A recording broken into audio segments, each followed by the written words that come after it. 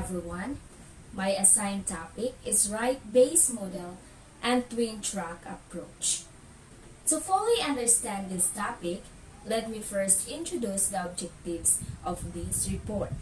First is to evaluate what is right-based model and twin-track approach. Second is to determine the purpose of these models. And lastly is to understand the importance of these models to persons with disabilities. Before I proceed to the proper discussion, let me first read the definition of disability. Disability is any condition of the body or mind or impairment that makes it more difficult for the person with a condition to do certain activities or have an activity limitation and interact with the world around them or having a participation restrictions. Since persons with disabilities are different from us, we must treat them respectfully, considering them as able and capable, just like the normal people or just like us. Right-based model and twin-track approach are approaches that enables persons with disabilities belongs to the society where equal of rights and opportunities are given without any judgment. So what is right-based model? Right-based model, which positions disability as an important dimension of human culture and affirms that all human beings, irrespective of their disabilities, have certain rights that inalienable or absolute to their needs. Since disabilities create multiple barriers such as attitudinal, communication, and physical that can impede an individual's ability to thrive in a learning environment. So right-based is the preferred model or the solution for this disability. So disability inclusive education is needed also for right-based model, where it recognizes that all children have unique learning strengths and learning needs.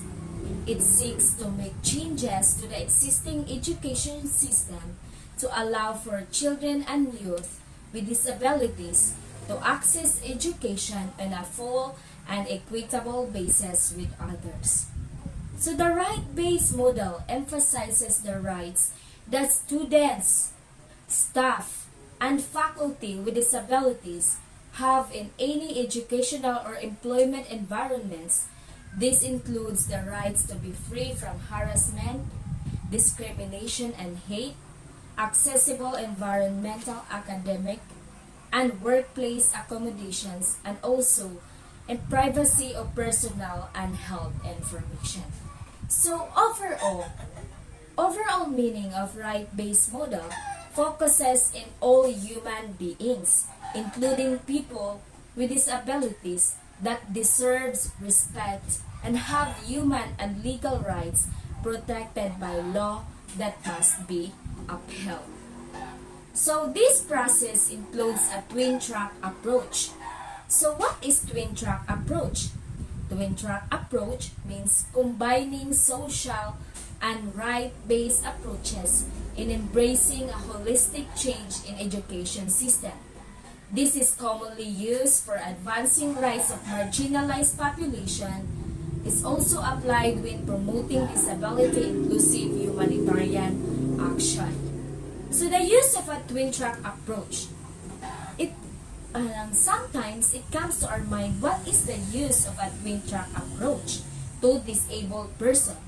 So the use of a twin-track approach consists of both mainstreaming disability throughout activities for development and providing disability-specific programming in cases where particular supports are required.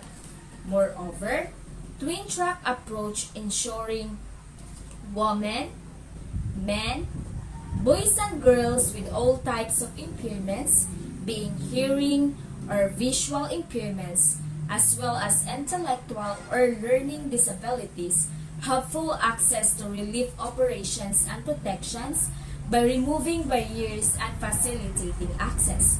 At the same time, humanitarian actors have to provide specific solutions and individualized support for adults and children, particularly those who may have higher support needs, always with the principle of informed consent, choice, and autonomy of the person. So example given for twin track approach is ensuring that persons with disabilities have access to their basic needs in all interventions and projects, also an equal basis with others in the community. So disabled person needs support from us or from persons that are normal, that are different from them. So support services is very important for them to cope up with their disability.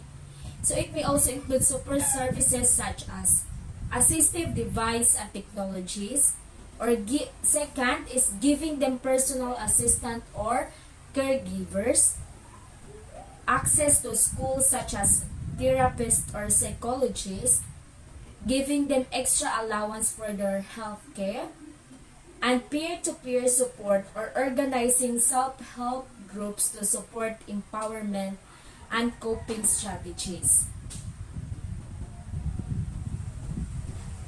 So, disabled person needs to be treated equally and fairly in environment where we also normal people belongs. So, regardless of whether it is part of a mainstream approach or specific intervention, consideration needs to be given to how gender intersects with disability. We need to understand them. We need to give them the services that they needed.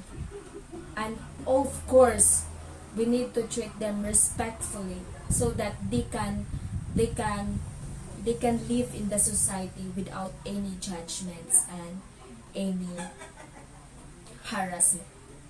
So that's the end of my report. Thank you for listening.